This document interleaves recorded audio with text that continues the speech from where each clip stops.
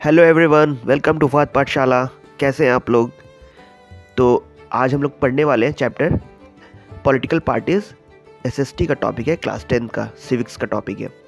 तो इससे पहले कि हम लोग इस चैप्टर को शुरू करें, अगर आप लोग मेरे चैनल पर नए हैं फहद पाठशाला, तो मेक श्योर इस चैनल को सब्सक्राइब कर लीजिए और बेहतर से बेहतर तरीके से आपको मैं इस चैप्टर को समझाऊंगा। और सबसे इम्पॉर्टेंट बात ये है कि ये चैप्टर बहुत शॉर्ट एक्सप्लेनेशन है और इन तक अगर आप बने रहिएगा तो इस चैप्टर को बहुत शॉर्ट में विद इन 30 मिनट्स से भी कम में आप इस चैप्टर को अच्छे से समझ जाइएगा। क्विक एक्सप्लेनेशन है लेकिन कंप्लीट एक्सप्लेनेशन है, ठीक है? तो मेक श्योर आप इस चैप्टर में इन तक बने रहिए और मेरे चैनल को सब्सक्राइब कर लीजिए, बेल आइकन को दबा लीजिए, ताकि जो भी अपडेट रहेगा वो पढ़ाई के बारे में वो मैं इसमें बेहतर तरीके से आपको दे पाऊँगा। तो चैप्टर का नाम है पॉलिटिकल पार्टीज़। तो इस चैप्टर में पॉलिटिकल पार्टीज़ के बारे में आप लोग जानते हैं कि इंडिया जैसी कंट्री में अगर हम बात कर लिया जाए कोई भी पॉलिटिकल इंस्टीट्यूट का, कोई भी गवर्नमेंट डेमोक्रेटिक कंट्री के अंदर बहुत सारा डिफरेंट इंस्टीट्यूशंस होता है, चाहे वो जुडिशरी हो जाए, एग्जीक्यूटिव हो जाए, लेजिस्लेटिव हो जाए, या उसके अंदर भी बहुत सारे सब डिवीज़न होता है, जो सब इंस्टीट्यूट होता है। जो कि कहने का मतलब है, जैसे कि अगर इंडियन पॉलिटिक्स का बात कर लें तो इंडियन पॉलिटिकल पार्टी एक ऐसा बॉडी है, एक ऐसा इंस्टीट्यूट है जो हर कोई बच्चा, बड़ा, बुजुर्ग, हर कोई उसके बारे में कुछ ना कुछ जानकारी रखता होगा। तो ये सबसे विजिबल इंडियन डेमोक्रेसी में ये के अंदर ये सबसे विजिबल इंस्टीट्यूट है, जो कि पॉलिटिकल पार्टीज कहलाता है। हर कोई इसके बारे में कुछ ना कुछ जानकारी रखता है। तो इस तरीके से हम कह सकते हैं कि political parties is a very visible institute in a democratic country like India, ठीक है? अब बात आती है कि why do we need a political parties, ठीक है? तो पॉलिटिकल पार्टीज की ज़रूरत क्यों है? तो बेसिकली इंडिया में पॉलिटिकल पार्टीज़ की ज़रूरत इसलिए है, या फिर इंडिया के अलावा और भी कहीं भी, कि पॉलिटिकल पार्टीज़ का मतलब पहले क्या होता है, पहले आप ये समझो। पॉलिटिकल पार्टीज़ का मतलब होता है कि ग्रुप ऑफ पीपल और some people, group of many people या सम पीपल लाइक 10, 20 और 30 come together, contest election and win the election and hold the power. यानी कि कुछ लोग 10, 20, 50 लोग मिल करके इलेक्शन लड़े, एक ग्रुप बना करके और पॉलिटिकल पार्टी बना करके, और उस इलेक्शन में जीते और पावर होल्ड किए और उसके थ्रू सरकार बनाए और इस तरीके से चीज़ों को इम्प्लीमेंट किए। तो इसी को कहते हैं पॉलिटिकल पार्टीज। अब इस पॉलिटिकल पार्टीज को रिकॉग्नाइज भी करने वाला कोई बॉडी होता है, जिसको वो बोलते हैं इलेक्शन कमीशन। तो इलेक्शन कमीशन दो तरीके का होता है, एक सेंट्रल इलेक्शन कमीशन और होता है स्टेट इलेक्शन कमीशन। तो central election commission central election और स्टेट इलेक्शन को कंडक्ट कराता है। लेकिन स्टेट के अंदर में जो निचला इलेक्शन होता है, जो कि हम कह लो कि वार्ड काउंसलर का इलेक्शन हो गया या पंचायत इलेक्शन हो गया, तो उसको कंडक्ट कराने के लिए स्टेट इलेक्शन कमीशन कंडक्ट कराती है, ठीक है? लेकिन जितना भी स्टेट असेंबली इलेक्शन होती है और सेंट्रल गवर्नमेंट का जो इलेक्शन होता है, उसको कंडक्ट कराने का काम किसका होता है? सेंट्रल इलेक्शन कमीशन का होता है। तो ठीक है, और यही इलेक्शन कमीशन जो है पॉलिटिकल पार्टीज़ को रिकॉग्नाइज करता है। तो पॉलिटिकल पार्टीज़ क्या होता है बता चुके हैं। अब पॉलिटिकल पार्टीज़ के बारे में एक बात और जान लो कि पॉलिटिकल पार्टीज़ जो होती है वो दो तरीके का पॉलिटिकल पार्टीज होती है। एक होती है नेशनल पॉलिटिकल पार्टीज, एक होता है स्टेट पॉलिटिकल पार्टीज। तो नेशनल पॉलिटिकल पार्टी और स्टेट पॉलिटिकल पार्टीज को अगर ओवरऑल इंडिया में मिला लो तो अकॉर्डिंग टू ये बुक जो है 750 से ज़्यादा पॉलिटिकल पार्टीज अभी तक में इलेक्शन कमीशन के पास रजिस्टर हो चुकी है, ठीक है? तो अब ये इतने सारे पॉलिटिकल पार्टीज जो रजिस्टर हो चुकी है, इसमें कुछ नेशनल पार्टी है, कुछ स्टेट पार्टी है।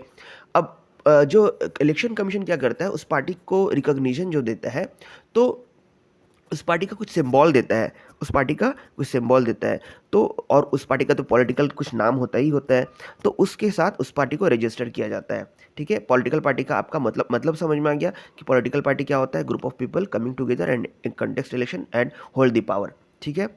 अब बात करते हैं हम ये बात करते हैं कि पार्टीजनशिप क्या होता है। तो देखो, पार्टीजनशिप क्या होता है कि जब आप किसी पॉलिटिकल पार्टी को सपोर्ट कर रहे होते हो, आप किसी पॉलिटिकल पार्टी को अगर सपोर्ट कर रहे होते हो, तो उस पॉलिटिकल पार्टी के को सपोर्ट करने की वजह का रीज़न क्या होता है कि आप उसके आइडियोलॉजी को सपोर्ट कर रहे हो, आप उसके बिलीफ को सपोर्ट कर रहे हो, आप उसके इम्प्लीमेंटेशन को सपोर्ट कर रहे हो, और आप चाहे वो गलत भी करता है कभी कदार, तो आप उस चीज़ को भी सपोर्ट करने लगते हो, क्योंकि आप उस पार्टी को ब्लाइंडली सपोर्ट करना चालू कर चुके हो, ठीक है? आप जब भी डिबेट करते हो तो उस पार्टी के बिहाफ में आप बात करते हो, उस पार्टी के सपोर्ट में आप बात करते हो, उस पार्टी का फेवर लेकर आके आप बात करते हो, तो उसको हम लोग कहते हैं पार्टिशनशिप, ठीक है। तो कभी कभी गली मोहल्ला, चाय की दुकान, टपरी पे या फिर कभी भी चौराहे पे आप लोग गपशप करते हो इलेक्शन के टाइम में, तो आप किसी न किसी पार्टी के साथ एक स्टैंड लेके दिखते हो, जो आप उस पार्टी के फेवर में बात करते हो, ठीक है। तो यही बात यहाँ पे पार्टिशनशिप का मतलब होता है, ठीक है। अब बात करते हैं कि पॉलिटिकल पार्टी जो होती है वो बेसिकली 3 कंपोनेंट से मिलकर के बनता है। कोई भी पॉलिटिकल पार्टी 3 कंपोनेंट से मिलकर के बनता है। आप स्क्रीन पर देख सकते हो लेफ्ट साइड में, एक होता है लीडर, एक्टिव मेंबर और फॉलोअर। लीडर किसको कहते हैं? जो उस पॉलिटिकल पार्टी का बड़ा से बड़ा नेता होता है, जो उस पार्टी को लीड कर रहा होता है, जो उस पार्टी में इलेक्शन में खड़ा हो रहा होता है, जो उस पार्टी का डिसीजन मेकर होता है, उसको हम लोग लीडर्स कहते हैं। दूसरा होता है एक्टिव मेंबर्स। एक्टिव मेंबर्स को आम भाषा में हम लोग हिंदी बेल्ट वाले स्टेट्स में हम लोग कहते हैं कार्यकर्ता, ठीक है, उसको कहते हैं एक्टिव मेंबर। तो एक्टिव मेंबर्स का काम क्या होता है कि एक्टिव मेंबर्स का काम होता है कि इलेक्शन जब होता है, तो जब भी ये होता है, क्या बोलते हैं उसको, कैंपेन होता है, ठीक है, रैली होता है, कैंपेन होता है, ये पॉलिटिकल पार्टी का कोई लीडर कहीं जा रहा है, आ रहा है, तो उसके हर एक चीज़ के अरेंजमेंट को करा देना, ठीक है, रैली को कराना, पॉलिटिकल पार्टी का एडवर्टाइजमेंट कराना, शहर शहर में पार्टी के लीडर्स के साथ आगे पीछे घूमना, ताकि पार्टी के लीडर्स की हर ज़रूरत को, जो पॉलिटिकल एस्पेक्ट में जो ज़रूरत है उसको पूरा करना, तो वो एक्टिव मेंबर्स का काम होता है। पार्टी के मेन मकसद होता है प्रचार करवाना। तीसरा होता है फॉलोअर्स। फॉलोअर्स होते हैं वो लोग जो पार्टी को के लीडर को वोट देते हैं अल्टीमेटली, और सरकार बनाने में हेल्प करते हैं, और उनकी आबादी बहुत ज़्यादा होती है। तो इस तरीके से लीडर्स, एक्टिव मेंबर और फॉलोअर, ये तीनों मिलकर के किसी पॉलिटिकल पार्टी को मजबूत, बड़ा और कामयाब बनाते हैं, ठीक है। अब बात करते हैं कि फंक्शंस। तो यहाँ पे फंक्शन वही बताया गया है कि अब पॉलिटिकल पार्टी का क्या फंक्शन होता है, मेन फंक्शन क्या क्या होता है, तो उसको हम लोग वन बाय वन करके देखेंगे। देखो, मैं तो बोला हूँ कि आधे घंटे के विदिन कंप्लीट करेंगे, तो हो सकता है कि एक और कम में कंप्लीट हो जाए, क्योंकि मैं जो आप जिस तरीके से पढ़ा रहा हूँ, तो उसमें आप लोगों को एकदम क्विक और बेहतर एक्सप्लेनेशन मिल रहा है बेसिकली। तो जाहिर सी बात है, हम चीज़ों को बहुत डिटेल में नहीं जा रहे हैं, लेकिन फिर भी इतना डिटेल में जा रहे हैं कि आप उससे पूरा का पूरा कंटेंट समझ पाओ, और आराम से उसका नोट्स बना करके आप लिख सकते हो, एग्जाम में हर एक क्वेश्चन को अटेम्प्ट कर सकते हो, ठीक है। तो अब बात करते हैं पार्टी के पॉलिटिकल पार्टीज के फंक्शंस के बारे में। तो पॉलिटिकल पार्टी का जो फंक्शन होता है बेसिकली, पहला है कि कंटेक्स्ट इलेक्शन। तो जाहिर सी बात है, कोई भी पॉलिटिकल पार्टी जब बनती है तो उसका मकसद क्या होता है कि इलेक्शन में पार्टिसिपेट करना, इलेक्शन में लीडर को खड़ा करना, इलेक्शन में कंटेस्ट करना, इलेक्शन कंटेस्ट करना, फिर इलेक्शन कंटेस्ट करना ही मेन मकसद होता है। और दूसरा इंपॉर्टेंट फंक्शन होता है कोई भी पॉलिटिकल पार्टी का कि वो अपने पॉलिसीज और अपने प्रोग्राम को इम्प्लीमेंट करवाता है, ठीक है, अपने पॉलिसीज, अपने प्रोग्राम को इम्प्लीमेंट करवाता है। कब? जब वो सरकार में आता है, लेकिन उससे पहले अपने मैनिफेस्टो जब जारी करता है, जिसमें वो बहुत वादा करता है कि हम ये करेंगे, वो करेंगे। तो जो प्रोग्राम और पॉलिसीज़ है, हर पॉलिटिकल पार्टी अपना अपना ले करके चलता है, ताकि वो इलेक्शन में, कैंपेन में लोगों को बताए, और उस कैंपेन से लोगों को रुझाए, और फिर वोट से के ज़रिए से वो इलेक्शन जीत जाए, और फिर जब जीते तो वो अपने पॉलिसीज प्रोग्राम को इम्प्लीमेंट करे। फॉर एग्जाम्पल, पॉलिसीज़ और प्रोग्राम्स में क्या हो सकता है, जैसे कि कोई पॉलिटिकल पार्टी कहता है कि हम सरकार में अगर आ गए तो इतना करोड़ जॉब देंगे। कोई पॉलिटिकल पार्टी कहता है कि हम अगर सरकार में आ गए तो आप लोगों का टैक्स माफ़ कर देंगे। कोई सरकार में आने के बाद आने की बात बहुत सारी तारीफ़ करता है अपने बारे में कि हम ये करेंगे, वो करेंगे, और बहुत सारा प्रॉमिस करता है। कभी उस प्रॉमिस को निभाता है, कभी नहीं निभाता है। तो यही प्रोग्राम और पॉलिसीज़ कौन इम्प्लीमेंट कर सकता है, या कौन अपने मैनिफेस्टो में डाल सकता है? Political parties. ये चीज़ हो गई। तीसरा जो इम्पोर्टेंट फंक्शन है वो कि वो मेकिंग अ लॉज। तो जाहिर सी बात है, लॉ कौन बनाएगा? जो असेंबली में लेजिस्लेटिव होंगे, यानी कि नेता लोग हैं, एमपी एमएलए लोग होंगे। तो बेसिकली आपको इलेक्शन लड़ करके सरकार बनाना होगा, और मेजोरिटी बना करके आप चाहे तो अपोजिशन में हो या सरकार में हो, आपको असेंबली के अंदर, पार्लियामेंट के अंदर बैठना पड़ेगा कोई भी लॉज बनाने के लिए। तो आपको लॉ फ्रेम करने का काम भी कौन करता है? पॉलिटिकल पार्टी अल्टीमेटली करता है। चौथा इंपॉर्टेंट फंक्शन है कि party run the government. Party run the government का मतलब है, जाहिर सी बात है, अगर कोई पॉलिटिकल पार्टी इलेक्शन जीत गई, वो गवर्नमेंट बन चुकी है, अब वो गवर्नमेंट बनेगी तो अब गवर्नमेंट रन तो वही करेगी ना, क्योंकि वो मेजोरिटी में है, सरकार बन चुकी है, उसको ओथ दिलाया जा चुका है, उसके अंदर पीएम है, उसके अंदर कैबिनेट मिनिस्ट्रीज है, चाहे सीएम के लेवल पे, स्टेट पे बात कर लो, उसके पास भी कुछ मिनिस्ट्री होता है जो डिफरेंट डिफरेंट विभाग को चलाता है, डिफरेंट डिफरेंट तरीके से गवर्नमेंट को रन करता है। तो बेसिकली पार्टी भी गवर्नमेंट रन करने का अल्टीमेट जरिया बनता है।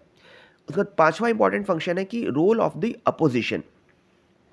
रोल ऑफ द अपोजिशन में क्या होता है कि कोई भी पॉलिटिकल पार्टी जब सरकार बना लेती है, बहुत ज़्यादा मेजोरिटी में आ जाती है, जितना है उससे जितना जैसे 543 सीट्स है लोकसभा इलेक्शन में, 543 का आधा कर लो, उससे एक ज़्यादा, अगर वो उतना लेके आ गई सीट तो वो सरकार बना लेगी। लेकिन कोई पॉलिटिकल पार्टी उतना सीट नहीं ला पाती है, उससे जस्ट कम लेके आती है, तो वो सरकार नहीं बना पाती है, तो वो बैठती है अपोजिशन में। और जो सरकार में बनने वाली पार्टी होती है, वो अगर कोई भी डिसीजन लेती है, अगर गलत डिसीजन लेती है, तो जो अपोजिशन पार्टी होती है वो उसका विरोध करती है और एक बेहतर से बेहतर डिसीजन लेने के लायक बन जाता है पार्लियामेंट। तो इस तरीके से रोल ऑफ अपोजिशन भी एक पॉलिटिकल पार्टी ही निभाती है।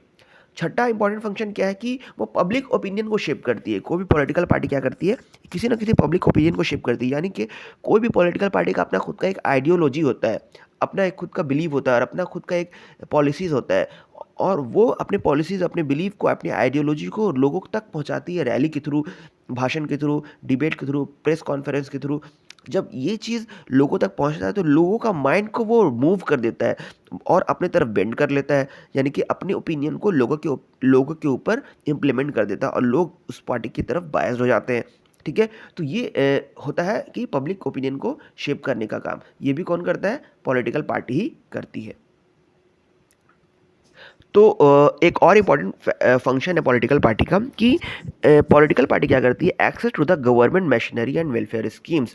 यानी कि गवर्नमेंट का जो भी स्कीम्स होता है, जो भी वेलफेयर करने का काम होता है, जो भी पॉलिसीज होता है, जो भी बजट होता है, जो भी फंड होता है, तो वो पॉलिटिकल पार्टी अपने ज़रिए, अपने जो नीचे में उसके पॉलिटिकल पार्टी के नीचे मेंबर्स होते हैं, जो इलेक्टेड मेंबर्स होते हैं, जो सरकार में के मेंबर होते हैं, सरकार के पार्ट होते हैं, जैसे वार्ड काउंसलर ले लो, एमएलए ले लो, एमपी ले लो, उस पर्टिकुलर कॉन्स्टिट्यूएंसीज में सरकार के स्कीम्स को, फंड के थ्रू स्कीम्स को लोगों तक पहुंचाते हैं रूट लेवल पे।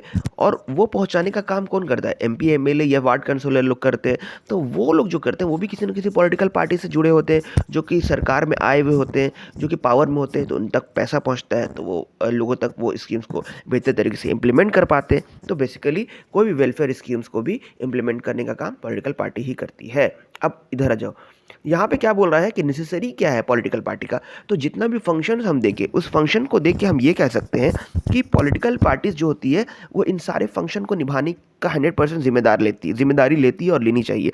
तो अगर वो इन फंक्शन को निभाएगी तो बेहतर तरीके से गवर्नमेंट रन कर पाएगी, बेहतर तरीके से स्कीम्स इंप्लीमेंट हो पाएगा, बेहतर तरीके से लॉस बन पाएंगे। तो ये जो जितना भी आपको हम फंक्शन बताएं, ये सारा ज़रूरी पॉइंट है, नेसेसरी बन जाता है सरकार को, पॉलिटिकल पार्टीज़ को बनने के लिए और पॉलिटिकल पार्टीज़ को अपने फंक्शन को निभाने के लिए ये सारे फंक्शन को निभाना बहुत ज़रूरी है। ठीक है, अब आगे बढ़ते हैं कि अब पूछा जा रहा है कि how many parties should we have.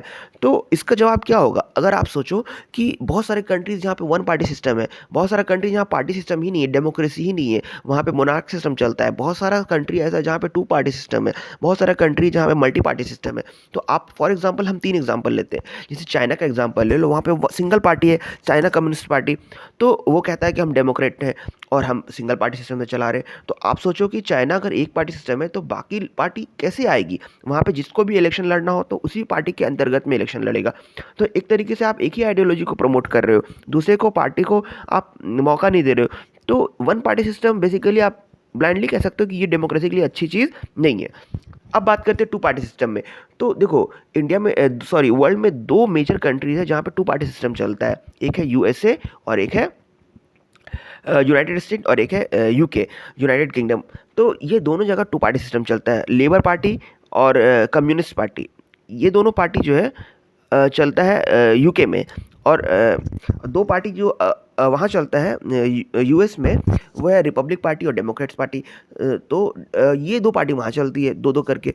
तो ये 2 पार्टी, चलो एक सही करेगा तो दूसरा गलत करेगा, दूसरा गलत करेगा पहला सही करेगा, दोनों एक दूसरे को का विरोधक हो सकता है, दोनों एक दूसरे को के पॉलिसीज़ को अपोज कर सकता है, और जो बेहतर पॉलिसी लाएगा उसको सरकार बनने को मौका मिलेगा, लोगों के पास ऑप्शन है। लेकिन इंडिया में क्या है, मल्टी पार्टी सिस्टम है, यानी कि यहाँ एक से कई ज़्यादा पार्टी यहाँ काम करती है और सब पार्टी डिफरेंट पार्टी जो है इलेक्शन में खड़ी होती है।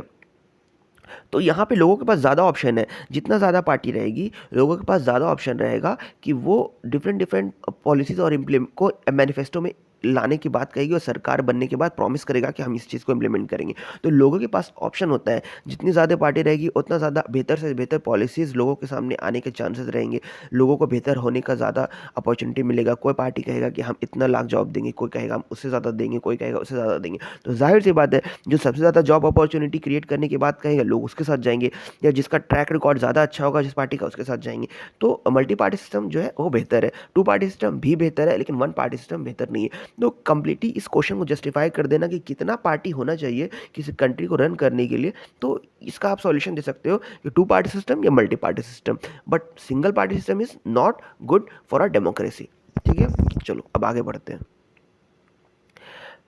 ये सब जो बात कहा गया ये कुछ इससे कंटेंट बनेगा नहीं, जो टॉपिक समझा रहे हैं ये इसी को समझाने के लिए बताया गया, लेकिन इन शॉर्ट आपको ये चीज़ को उतना ज़रूरी नहीं है समझने को, क्योंकि ये कहानी के तौर पे कुछ दिया हुआ है।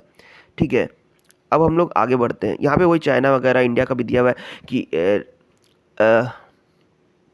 चाइना यूएस यूके का एग्जांपल दिया हुआ है। ठीक है, अब आगे बढ़ते हैं।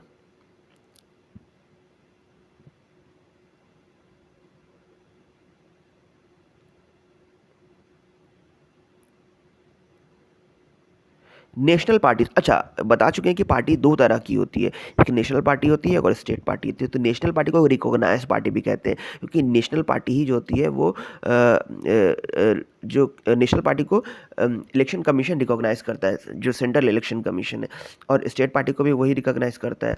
और स्टेट असेंबली इलेक्शन और नेशनल सेंट्रल इलेक्शन दोनों को कंडक्ट सेंट्रल इलेक्शन कमीशन कराती है। अब बात करते हैं कि यही पार्टी जो है, यही इलेक्शन कमीशन जो है कोई भी नेशनल पार्टी को या स्टेट पार्टी को वो देती है, वो टैग देती है कि हाँ आप नेशनल पार्टी बन चुके हो, आप स्टेट पार्टी बन चुके हो, और फिर उसको वो एक सिंबल देती है, उसको नाम तो वो खुद से चूज़ करते हैं। तो इस तरीके से पार्टी का इम्प्लीमेंटेशन होता है। लेकिन पार्टी का क्राइटेरिया क्या होना चाहिए नेशनल पार्टी के लिए और स्टेट पार्टी के लिए, दोनों का डिफर करता है। तो नेशनल पार्टी के लिए भी दो क्राइटेरिया चाहिए होता है, स्टेट पार्टी के लिए भी दो क्राइटेरिया होता है। और नेशनल पार्टी के लिए जो दो क्राइटेरिया होता है वो मैं आपको बता रहा हूँ, आप गौर से सुनना। देखो, नेशनल पार्टी के लिए जो दो क्राइटेरिया होता है, पहला होता है कि आपको 6% वोट इन सेंट्रल इलेक्शन में लाना होगा, यानी कि लोकसभा का जो इलेक्शन होता है हर 5 साल पे, उसमें आपको कम से कम 6% वोट लाना होगा। मान लेते हैं कि इंडिया में 100 करोड़ आबादी है, 100 करोड़ लोग वोट दिए, तो 100 करोड़ लोग वोट जो दिए उसमें 6% वोट, यानी कि 6 करोड़ वोट जो है वो इस एक पॉलिटिकल पार्टी को मिल जाना चाहिए। तो वो एक क्राइटेरिया है। या फिर एक, अच्छा क्राइटेरिया वन की ही बात करें और करके, कि या फिर किसी चार स्टेट में जो विधानसभा इलेक्शन होता है, ठीक है, उस विधानसभा इलेक्शन में 4 स्टेट में आपको 6% वोट आना चाहिए। ठीक है, 6% वोट, किसी एक में 6% आ गया, किसी में 12% आ गया, किसी 3%, किसी में 16% आ गया, 6% या 6% से अबव आना चाहिए 4 स्टेट में। तो ये क्राइटेरिया वन है, चाहे तो 6% सेंट्रल इलेक्शन में लाओ या फिर 6% 4 स्टेट में अलग अलग करके लेकर के आओ। क्लियर हो गया। अब दूसरा क्राइटेरिया क्या होता है ये नेशनल पार्टी बनने के लिए, कि आपको 4 MP होना चाहिए। आपका जो सेंट्रल इलेक्शन होता है लोकसभा का, उसमें आपका कितना MP होना चाहिए, 4 MP होना चाहिए। अगर 4 MP हो गया और आपको 6% वोट मिल गया, चाहे तो 4 स्टेट से या फिर लोकसभा इलेक्शन में, तो मिला के दोनों क्राइटेरिया अगर फुलफिल कर लेते हो आप, तो आपको नेशनल पार्टी का दर्जा मिल जाएगा। लेकिन हर 5 साल में आपको ये क्राइटेरिया को रिपीट करना होगा, फुलफिल करना होगा, अदरवाइज आपसे नेशनल पार्टी का जो टैग मिला हुआ है वो हट जाएगा, फिर आप स्टेट पार्टी कहलाओगे, और वो भी तब जब आप स्टेट पार्टी का क्राइटेरिया को फुलफिल करोगे तब। तो ये तो नेशनल पार्टी का हो गया। अब बात करते हैं स्टेट पार्टी का। तो बेसिकली अभी प्रेजेंट में मई 2023 का जो इलेक्शन कमीशन का रिपोर्ट आया उसके बुनियाद पे मैं कह रहा हूँ कि अभी 6 जो है पॉलिटिकल पार्टी जो नेशनल पार्टी है। लेकिन अभी आप लोग को बुक के हिसाब से पढ़ना है, क्योंकि बुक में जो दिया हुआ है जो जितना नेशनल पार्टी का उसके बारे में पढ़ना है। स्टेट पार्टी का क्राइटेरिया क्या होता है नीचे आएगा तो वो बताएंगे। देखो यहाँ पे आप लोगों को जो सॉरी 6 नहीं है, आप हाँ 6 है, अभी प्रेजेंट में 6 है, लेकिन आप लोगों को जो पढ़ना है 7 नेशनल पार्टी के बारे में पढ़ना है। ठीक है, तो जो 7 नेशनल पार्टी के बारे में पढ़ना है उनके बारे में आप लोग को डिटेल में नहीं पढ़ना, जो बात पढ़ना है वो मैं शॉर्ट में बता देता हूँ। आप लोग को हर नेशनल पार्टी का नाम याद रखना है, उसका ईयर याद रखना है, किस ईयर में इस्टेब्लिश हुआ था, उसके आइडियोलॉजी को याद रखना है कि क्या आइडियोलॉजी है, उसका क्या उसका विचारधारा है, उसके सिंबल को याद रखना है, उसके इंपॉर्टेंट लीडर्स को याद रखना है, और किस किस किस स्टेट में वो पावर में है, या फिर वहाँ पे डोमिनेंसी है उसका, यहाँ पे वहाँ पे उसका चलता है। ठीक है, तो ये 5 पॉइंट को याद रखना है: ईयर, आइडियोलॉजी, सिंबल, लीडर्स और एरिया, या फिर कह लो स्टेट जहाँ पे वो रूल करती है, या फिर वहाँ पे उसका पावर है। ठीक है, ये 5 चीज़ को अब धीरे धीरे करके हम एक एक पार्टी के बारे में इस चीज़ को जानेंगे। तो पहला जो पॉलिटिकल पार्टी है नेशनल के लेवल का, वो है ऑल इंडिया त्रिबुनल कांग्रेस। तो ऑल इंडिया त्रिबुनल कांग्रेस जो पार्टी है वो इस्टेब्लिश हुआ था 1998 में। उसका जो आइडियोलॉजी है वो सेक्युलरिज्म और फेडरलिज्म है। ठीक है, उसका जो सिंबल है वो है फ्लावर और ग्रास। उसकी जो लीडर है वो है ममता बनर्जी, और बेसिकली इसका जो कह सकते हैं कि डोमिनेंसी स्टेट है वो है वेस्ट बंगाल, और लोकसभा में भी इसके कुछ सीट्स हैं। तो इसकी वजह से ये जो है स्टेट नेशनल पार्टी कहलाया। ठीक है, और दूसरा जो पॉलिटिकल पार्टी है वो है बहुजन समाज पार्टी। तो बहुजन समाज पार्टी की अगर हम बात कर ले तो ये 1984 में स्टैब्लिश हुआ। ठीक है, तो वो बहुजन समाज जो दलित समाज में आता है, उनके वेलफेयर के लिए पार्टी बनाई गई। ठीक है, ये ज्योतिबा फुले, ठीक है, साहू महाराज, अंबेडकर, भीमराव अंबेडकर, इन सब के आइडियोलॉजी से ये प्रेरित है ये पॉलिटिकल पार्टी। इसका जो सिंबल है वो एलिफेंट है। ठीक है, इसको स्टैब्लिश करने वाले हैं काशीराम, और ये उत्तर प्रदेश, मध्य प्रदेश, छत्तीसगढ़, उत्तराखंड, पंजाब, इन सब एरिया में इसका डोमिनेंसी है। ठीक है, बेसिकली उत्तर प्रदेश में। अब तीसरा जो political party, national political party है, वो है कम्युनिस्ट पार्टी ऑफ इंडिया। तो communist party of India establish हुआ था 1925 में। वो मार्क्सिज्म लेनिज्म को प्रमोट करता है, और वो फार्मर और पुअर लोगों को भी प्रमोट करता चाहता है कि वो लोग पावर में आए। और इसका जो ये है सिंबल है वो है सिक्कल और ग्रेन्स। ठीक है, देख सकते हो आप, हसुआ और ग्रेन्स कह सकते हैं इसको, वो है। और इसको इस्टेब्लिश जो किया गया था वो basically Kerala, waste Bengal, Punjab, Andhra Pradesh, Tamil Nadu, south में ये थोड़ा पॉपुलर पार्टी है। ठीक है, अब बात करते हैं दूसरा जो नेशनल पार्टी है वो है भारतीय जनता पार्टी। तो ये जो कि अभी पॉलिटिकल पार्टी, सबसे बड़ा पॉलिटिकल पार्टी है जो अभी पावर में भी है। और इसका इंपॉर्टेंट चीज़ क्या है कि ये इसको इस्टेब्लिश किया गया था 1980 में। अच्छा, इसका जो आइडियोलॉजी है वो एंशियंट कल्चर, ह्यूमैनिज्म, हिंदुत्व के पॉलिटिकल एजेंडा को बढ़ाता है। सिंबल इसका लोटस है। इसके लीडर जो जो इसको स्टैब्लिश किए थे वो श्यामा प्रसाद मुखर्जी थे, और ये अभी प्रेजेंट में जो है रूलिंग पार्टी है। और ये इसने एनडीए का भी गठन किया था, एनडीए नेशनल डेमोक्रेटिक अलायंस, यानी कि अलायंस बनाकर ये सरकार चलाती है। तो एनडीए का गठन इसी ने किया था।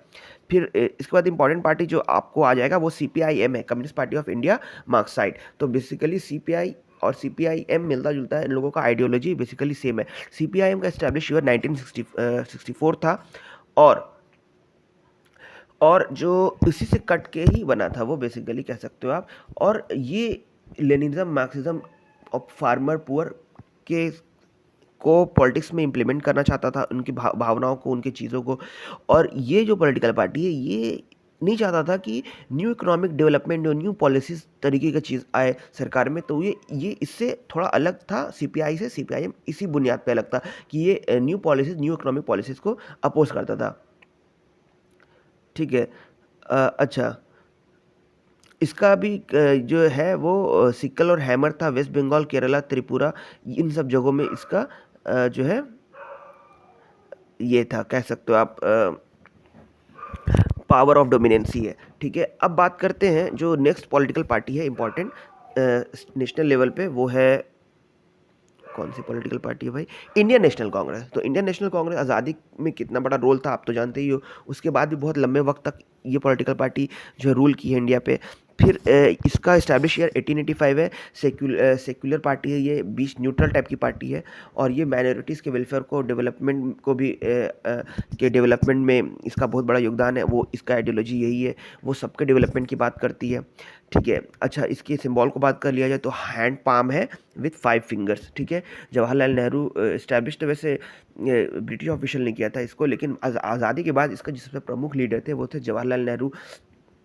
ठीक है, और अभी प्रेजेंट में ये यूपीए का जो गठन है, यानी कि यूनाइटेड प्रोविडेंस प्रोग्रेसिव अलायंस कह सकते हो आप। ये भी एक तरह का अलायंस पार्टी है जो यूपीए का गठन इसने किया था, कांग्रेस ने किया था। इसका ऑल ओवर इंडिया में दबदबा है क्योंकि ये लोकसभा इलेक्शन में हर बार बहुत बार जीती है, इस वजह से इसका पूरे इंडिया में इसका अच्छा पकड़ है। उसके बाद जो इंपॉर्टेंट पार्टी है वो नेशनल कांग्रेस पार्टी है। बेसिकली ये कांग्रेस पार्टी जो है इंडियन नेशनल कांग्रेस से कट के अलग हुई है, और इसकी जो प्रमुख इसका इस्टेब्लिश ईयर 1999 है। इसके अ, इसकी प्रमुख लीडर का अगर बात कर लिया जाए तो ये है क्या क्या नाम, शरद पवार है। और इसका जो सिंबल है वह क्लॉक, वो भी ये भी सेक्युलरिज्म और गांधीवाद पे बिलीफ रखती है, ठीक है। लेकिन ये नहीं चाहती है कि नेपोटिज्म आए, और ये चाहती है कि यंग लोग पॉलिटिक्स में आए और वो सरकार को संभाले, ठीक है। तो ये इस तरीके का नेशनल पार्टी था। अच्छा, आपको फॉर सेक ऑफ नॉलेज बता दें, आप लोग को ये जो 7 पॉलिटिकल पार्टीज बताई गई है, इन सब के बारे में आपको पढ़ना है और जो बुक में दिया गया है इन सबको जानना है। लेकिन आपके फॉर सेक ऑफ नॉलेज बता दें कि अभी के टाइम में 3 पॉलिटिकल पार्टी को हटा दिया गया है नेशनल पार्टी से। ऑल इंडिया त्रिमिनल कांग्रेस, ठीक है, सीपीआई और नेशनल कांग्रेस पार्टी, ठीक है। इसलिए क्योंकि ये लोग नेशनल जो पार्टी का जो क्राइटेरिया है उसको फुलफिल नहीं कर पा रहे थे, ठीक है। तो ये था। अच्छा, 2 पॉलिटिकल पार्टी को और नेशनल पार्टी का तमगा मिला है, ठीक है। तो एक तो बीजेपी है, इंडियन नेशनल कांग्रेस है, बहुजन समाज पार्टी है, सीपीआईएम है, और 2 पॉलिटिकल पार्टी और है जिसको 2023 के इलेक्शन कमीशन की रिपोर्ट में ऐड किया गया है नेशनल पार्टी में, ठीक है। उसके बारे में बताता हूँ। एक तो जो ऐड किया गया है वो नेशनल पीपल्स पार्टी है, जो मेघालय की पार्टी, नॉर्थ ईस्ट की पार्टी है, ठीक है, उसको नेशनल पार्टी का दर्जा मिला है। दूसरा जो है वो है आम आदमी पार्टी। तो ये आम आदमी पार्टी जो है वो इसको भी नेशनल पार्टी का दर्जा मिला है। तो बेसिकली अभी प्रेजेंट में 6 पार्टी है जो कि नेशनल पार्टी है, ठीक है। अब आगे बढ़ते हैं।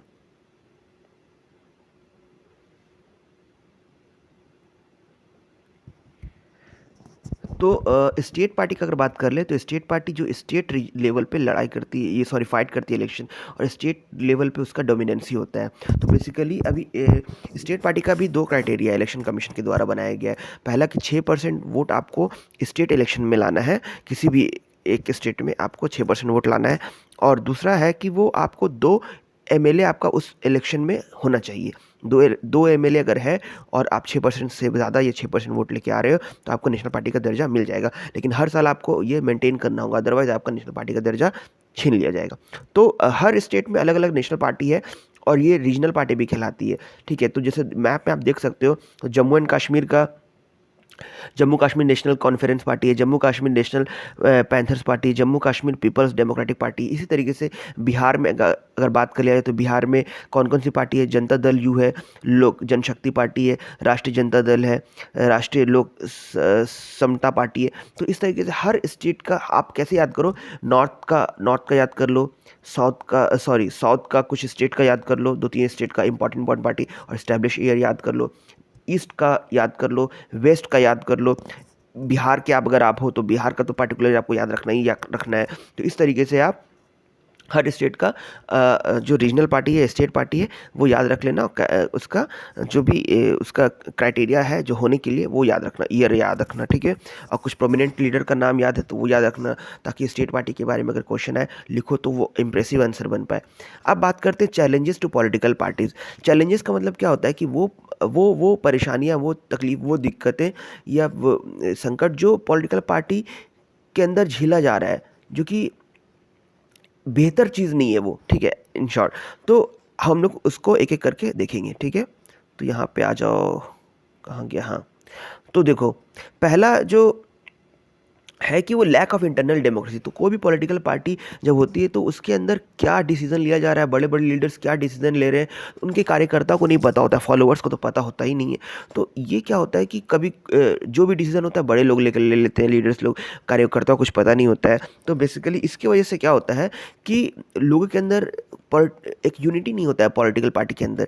और कभी कोई पॉलिटिकल पार्टी के अंदर पावर का डिस्प्यूट होने लगता है कि टॉप जो लीडर्स होते हैं वो पावर को होल्ड करने लगते हैं, या फिर उनके बेटा होते हैं तो वो होल्ड करने लगते हैं। लेकिन जो बहुत वक्त से पार्टी को टाइम दे रहा है, कार्यकर्ता जो एक्टिव मेंबर्स होते हैं, उनको वो रिस्पॉन्स नहीं मिलता है, वो हमेशा ज़िंदगी भर एक्टिव मेंबर बन के ही रह जाते हैं। हालांकि उनको भी मौका मिलना चाहिए कि वो भी इलेक्शन लड़े। तो ये लैक ऑफ इंटरनल डेमोक्रेसी की वजह से होता है। दूसरा इंपॉर्टेंट ड्रॉबैक कह लो या फिर चैलेंज कह लो, वो है कि पार्टी के अंदर सेकंड चैलेंज क्या है कि डायनेस्टिक सक्सेशन मतलब जो हम लोग आम भाषा में नेपोटिज्म कहते हैं वो चीज़, यानी कि कोई पॉलिटिकल पार्टी जो इस्टेब्लिश किया है वो या फिर उसके फैमिली मेम्बर या उसके बेटा या फिर उन्हीं लोगों के आसपास में सब पॉलिटिक्स चलता है, यानी कि वही लोग पार्टी को प्रोसीड करते हैं, पार्टी अध्यक्ष बनते हैं, वही लोग को लीडर बनते हैं, वही लोग टिकट भी मिलता है, वही लोग सरकार में भी आते हैं। लेकिन पार्टी के कार्यकर्ता जो पार्टी के बहुत दिन से पार्टी में है, उन लोगों को वो रिस्पॉन्सिबिलिटी नहीं मिलती, उन लोगों को वो वैल्यू नहीं मिलता है। तो ये भी एक गलत चीज़ है जो कि नहीं होना चाहिए। मनी एंड मसल्स पावर दूसरा तीसरा प्रॉब्लम है। मनी यानी कि पैसे और पावर की बुनियाद पे लोगों को टिकट मिल जाता है कि आप यहाँ से इलेक्शन लड़ लो, और पैसा के बुनियाद पे लोग इलेक्शन भी जीत जाते हैं। तो पार्टी के अंदर अगर 10 लोग हैं तो 10 में से 2 ही 3 को टिकट मिलेगा। क्यों? क्योंकि उनके पास ज़्यादा पैसा है, वो इलेक्शन लड़ सकते हैं, पैसे के बल पे वो इलेक्शन लड़ सकते हैं, अपने पावर अपने बाहुबली होने के दम पे। तो इसलिए मसल्स मनी पावर का भी एक जो गलत है यूज़ वो होता है इलेक्शन में, तो पार्टी भी वही काम करती है, तो ये भी गलत है। मीनिंगफुल चॉइस, लोगों के पास चॉइस भी नहीं है कि कौन पार्टी सही है, कि अगर पार्टी अच्छी 4 पार्टी है, अगर तो आपके पास ऑप्शन है कि कौन पार्टी अच्छी, उसको आप वोट दोगे, उसको आप प्रमोट करोगे। लेकिन कोई छोटा चोर है, कोई पार्टी बड़ा चोर है, कोई पार्टी बहुत बड़ा चोर है, कोई पार्टी अभी जो निकला है वो तो और वो मतलब चोरी थोड़ा थोड़ा स्टार्ट किया है, तो आपके पास ऑप्शन नहीं है बेहतर कैंडिडेट बेहतर पार्टी को चुनने का। तो ये भी एक तरह का बहुत बड़ा चैलेंज है जो कि पार्टी के अंदर है, और उसको सॉर्ट आउट करने की ज़रूरत है। ठीक है, अब आगे बढ़ते हैं। तो अ, तो ये सब जो कमियां हैं इसको ठीक कैसे किया जाए?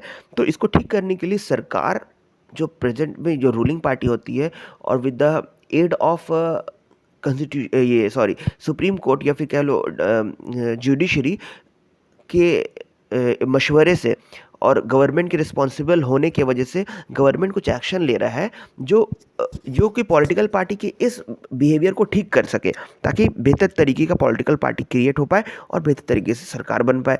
तो इसको देखते हुए एंटी डिफेक्शन लॉ लाया गया। एंटी डिफेक्शन क्या होता है? पहले डिफेक्शन जान लो। एक पार्टी से आप इलेक्शन जीत गए, अब आपको कोई दूसरा पार्टी वाला आपको बोल रहा है पैसा दे करके आप मेरे पार्टी में आ जाओ, हम आपको ये पोस्ट दे देंगे वो पोस्ट दे देंगे। तो आप पार्टी चेंज कर लोगे तो लोगों के साथ तो धोखा हो जाएगा। लोग तो आपको वोट दिए ये सोच के कि आप इस पार्टी से बिलोंग करते हो, लेकिन आप तो पार्टी चेंज कर लिए। तो पावर में रह करके आप पार्टी नहीं बदल सकते हो। इसको कहते हैं एंटी डिफेक्शन लॉ, यानी कि एंटी मतलब रोकना, डिफेक्शन मतलब एक पार्टी से दूसरे पार्टी में जाने से। अगर आप जाते हो तो आपको अपना पद छोड़ना होगा, और फिर वो जो पद छोड़ोगे यानी कि वो एमएलए एमपी का पोस्ट होगा वो छोड़ दोगे, वहाँ पे री इलेक्शन होगा। अब री इलेक्शन में आप पार्टी चेंज करके आप वहाँ से वापस से जीत रहे हो, लड़ रहे हो इलेक्शन, तो जाहिर सी बात है आपको लोग नहीं चुनेंगे, क्योंकि आपने धोखा दिया लोगों के साथ। तो इसी वजह से एंटी डिफेक्शन लॉ लाया गया है, ताकि लोग पार्टी में आने के बाद इलेक्शन में सरकार में आने के बाद इलेक्शन जीतने के बाद पार्टी ना बदले। ये एक अच्छी कदम है।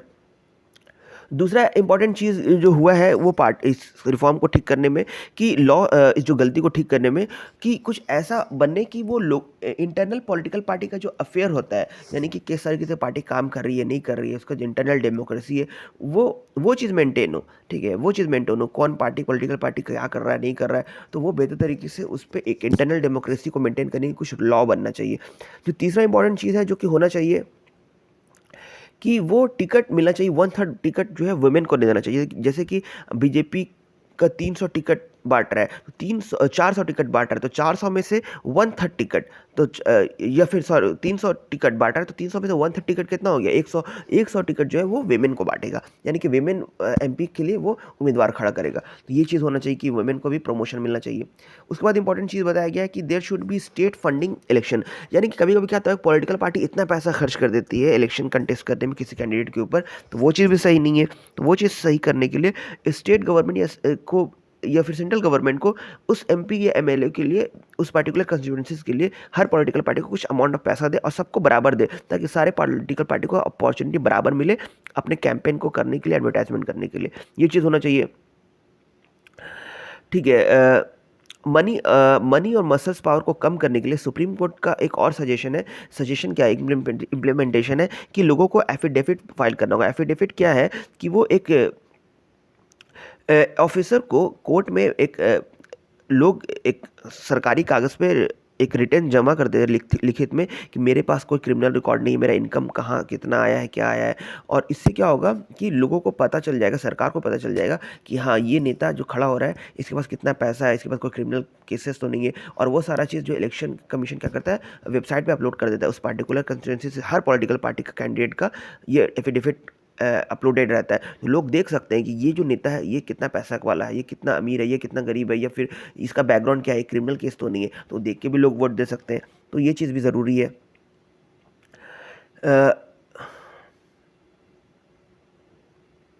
और ऑर्गेनाइजेशन इलेक्शन भी होना चाहिए, यानी कि पॉलिटिकल पार्टी के अंदर में भी इलेक्शन होना चाहिए, ताकि पता चले कि कौन बेहतर है, फिर जो बेहतर कैंडिडेट है उसको फिर नॉमिनेट मिलना चाहिए, टिकट मिलना चाहिए। तो इस तरीके से पॉलिटिकल पार्टी के अंदर टैक्सेशन सिस्टम भी होना चाहिए कि हर लोग अपना टैक्स भरे, ताकि वो उससे पता चलेगा कि कौन बंदा जो है वो सही तरीके से काम करता है, सही कमा रहा है कि सही कमा रहा है या नहीं कमा रहा है, उसका पैसा सही जगह जा रहा है कि नहीं जा रहा है। तो इस तरीके से चीज़ों का होना चाहिए, जिससे पता चलेगा कि हाँ पॉलिटिकल पार्टी, कौन सी पॉलिटिकल पार्टी बेहतर है, कौन सी पॉलिटिकल पार्टी बेहतर नहीं है। ठीक है, अब चैप्टर तो एंड हो गया, लेकिन अगर इस चीज़ों को अगर हम इम्प्लीमेंट करना चाहेंगे, इस चीज़ों को अगर हम इम्प्लीमेंट करना चाहेंगे, जो बेहतर चीज़ बताएं पॉलिटिकल पार्टी को बेहतर करने के लिए, तो इसको इम्प्लीमेंट करने के लिए हमको क्या करना होगा? हमको इतना रूल्स रेगुलेशन इतना टाइट भी नहीं करना होगा कि हम पॉलिटिकल पार्टी पे ज़बरदस्ती कहें कि आप इस चीज़ को इम्प्लीमेंट करो। इसलिए कि पॉलिटिकल पार्टी अगर इस चीज़ को ज़बरदस्ती इम्प्लीमेंट करवाना चाहेगा लोग, सरकार, तो क्या होगा कि पॉलिटिकल पार्टी बर्डन फील करेगा और उसको इम्प्लीमेंट नहीं कर पाएगा। तो कोई चीज़ इम्प्लीमेंट तभी होगा, सक्सेसफुल तभी होगा, जब वो खुद से उस चीज़ को चाह रही हो। जब पॉलिटिकल पार्टी खुद से चाहेगी कि हम इस चीज़ को इम्प्लीमेंट करें, अपने आप में तब्दीली लाएं, तो ये चीज़ मुमकिन होगा। लेकिन अगर सरकार ऐसा सा रूल बना देगा कि आपको चेंज करना ही है, करना ही है, करना ही है, तो हो सकता है कि वो चेंज ना करे और चीज़ और ख़राब हो जाए। तो इसको बेहतर कब किया जा सकता है? रूल्स रेगुलेशन मॉडरेट टाइप का हो, बीच का हो। और दूसरी चीज़, सबसे इंपॉर्टेंट चीज़ क्या है कि सरकार को ये करना चाहिए कि लोगों को पावर देना चाहिए। हालांकि लोगों को डेमोक्रेसी में पावर है ही है, लोगों को एक्टिव पार्टिसिपेशन करना चाहिए कि वो खुद अगर चेंज करना चाहते हैं तो पॉलिटिक्स में आए, वो खुद अगर बदलाव लाना चाहता है तो जो पॉलिटिकल पार्टी गलत कर रही है उसके खिलाफ प्रोटेस्ट करे, धरना प्रदर्शन करे, ताकि पॉलिटिकल पार्टी पे प्रेशर बने कि सही कैंडिडेट को सरकार में आने का मौका मिले और बेहतर तरीके से हम काम करें। और जो मेरा मनी मसल पावर है वो नहीं यूज़ हो, मेरा जो गलत कैंडिडेट खड़ा हुआ है वो नहीं हो, मेरा जो गलत बयानबाजी होता है इलेक्शन में वो नहीं हो, कम्युनल एंगल दे के इलेक्शन जीता जाए वो नहीं हो, सही मैनिफेस्टो आए लोगों पास पॉलिटिकल पार्टी द्वारा, और सही मुद्दों पे इलेक्शन लड़ा जाए, ना कि हिंदू मुस्लिम पे इलेक्शन लड़ा जाए। तो इन सब चीज़ों को देखते हुए हम कह सकते हैं कि अगर पॉलिटिकल पार्टी को एक्टिव बढ़िया बनाना है तो लोगों को एक्टिव पार्टिसिपेशन करना होगा और सही लोगों को इलेक्शन में पॉलिटिक्स में आना होगा, तब जाकर के एक बेहतर से बेहतर पॉलिटिकल पार्टी बनेगी, तो बेहतर पॉलिटिकल पार्टी सरकार में आएगी और बेहतर देश, बेहतर समाज बन पाएगा। ठीक है, आई होप इस लवली चैप्टर को मैं अच्छे से पढ़ा पाया हूँ, समझा पाया हूँ, और इस चैप्टर को आप गो थ्रू करो और बेहतर तरीके से चैप्टर को वापस से आप अंडरस्टैंडिंग ले पाओ। और with this wrap of this chapter is getting up to it. Thank you and please do subscribe my YouTube channel.